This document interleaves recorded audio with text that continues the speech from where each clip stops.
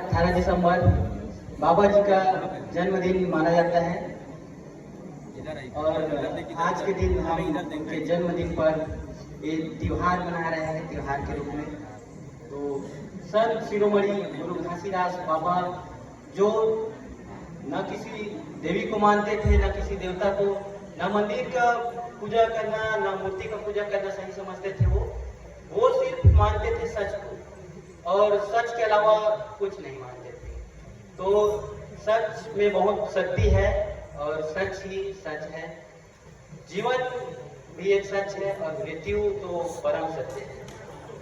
और गुरु घासीदास बाबा मानते थे इसी सच को और परम सत्य को मानते थे। गुरु घासीदास का जन्म गिरौदपुर के पावन धरती में हुआ। उस समय यहाँ जाति पाति भेदभाव और ऊंच नीच का प्रचलन था। लोग कई सारे विवाद करते थे और अंधविश्वास को मानते थे। ये सब को देखते हुए घासीदास बाबा जी को बहुत बुरा लगा, उन्हें दुख हुआ और वे गिरौदपुरी धाम के जंगलों में तपस्या करने चले गए।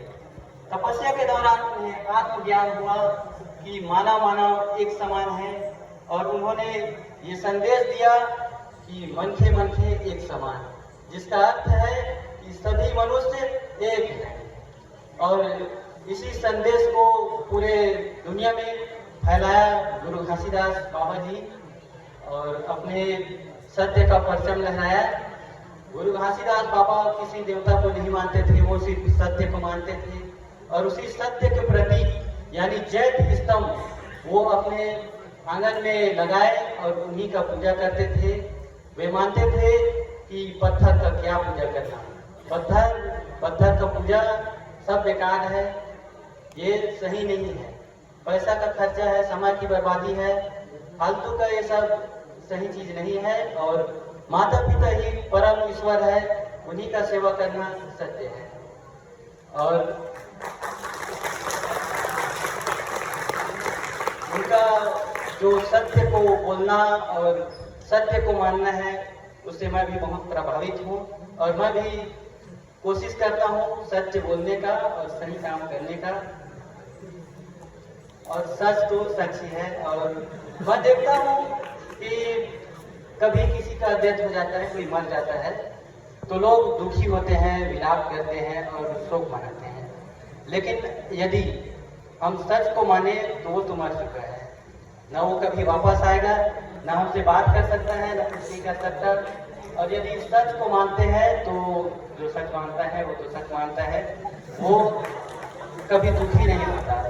मर गया हो तो मर गया है, वो तो वापस नहीं आएगा।